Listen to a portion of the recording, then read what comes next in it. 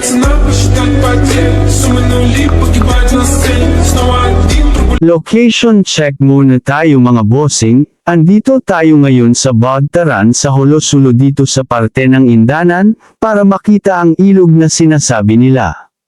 Ayusin muna natin ang map natin para hindi tayo malito.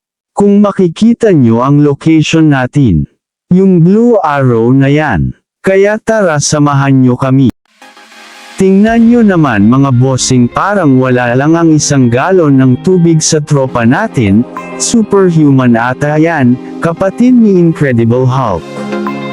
Kaya para sa mga nagbabalak na pumunta sa Bagtaran, dapat physically fit ka, dahil pag hindi, hihimatayin ka sa sobrang pagod.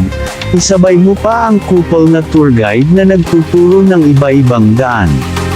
Gagi talaga man.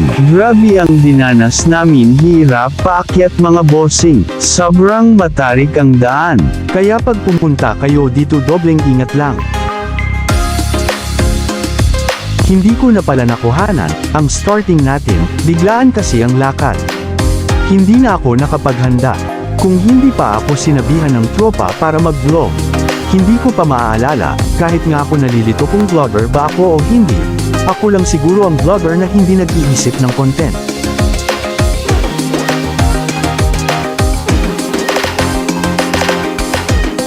At ito na nga, dumating na kami sa ilog. Makikita pala ang ilog mga bossing sa gitna ng bundok, at nandito na tayo ngayon sa gitna ng bundok ng Bagtaran.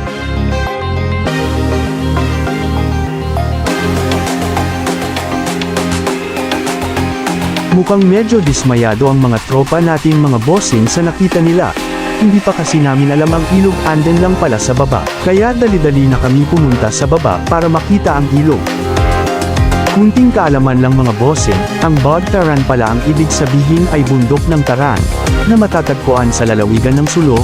At kung tatanungin mo ako kung ano ang ibig sabihin ng Taran, pues, hindi ko alam. Ako si Kuya King Kong na nagsasabi ang buhay ay weather lang. Ingat-ingat lang sa pagbaba. Partede pa yan mga bossing, may dala pang 1 galon ng tubig. Bilib na bilib talaga ako sa mga tropa natin, ibang klase talaga ang lakas.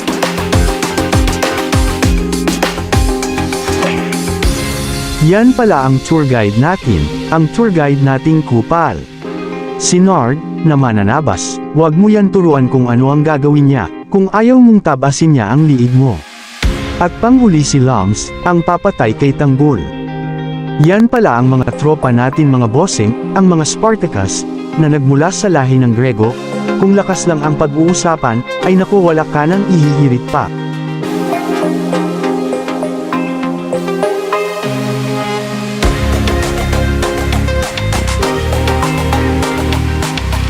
At pagdating namin sa baba na sorpresa kami, kayo na ang umusga, ang masasabi ko lang.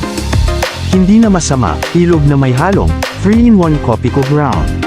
Sakto pag lumusong ka, wala kang tulog 1 buwan.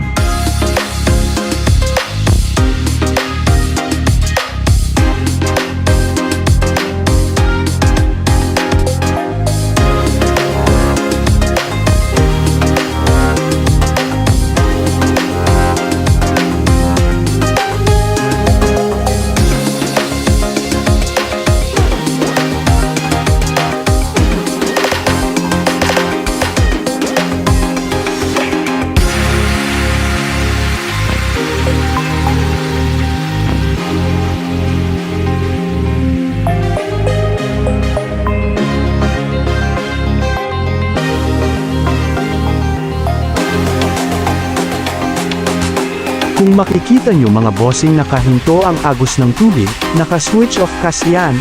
High-tech diba? Saan ka makakakita ng waterfall na nagpapahinga?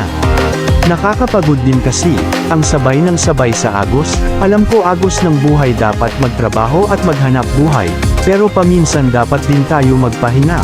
Huwag puro trabaho, mag-day off ka din, i-enjoy mo rin ang sarili mo.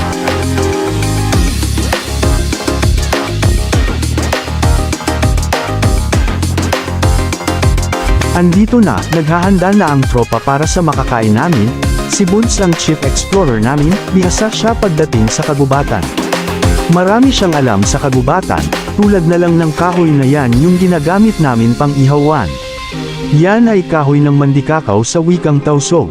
Hindi ko alam ang tawag dyan sa ibang wika, sabi niya ang kahoy na yan ay matibay sa apoy, sakto pang ihawan. Kung kayo ay mga explorer or adventurer, may idea na kayo.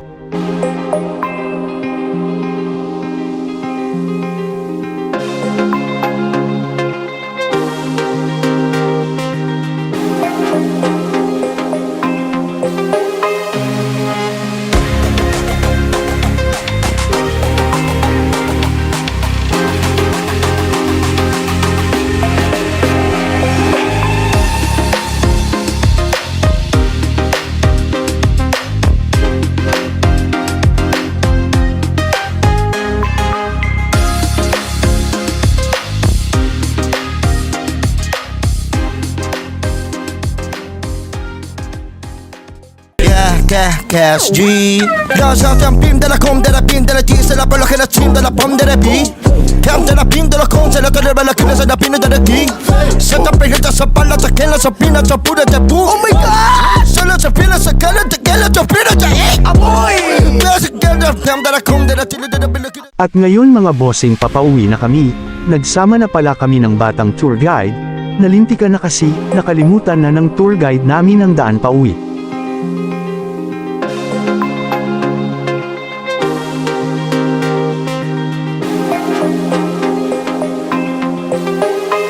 Take note mga bossing, dito pala sa Bagtaran maraming durian, namulot muna kami ng durian at kumain. Sulit na ang lakad, may free durian pa, para sa hindi nakakaalam sa Gana po sa durian, ang lalawigan ng sulok. Na minsan umaabot ng 5 peso ang bentahan, kada isa.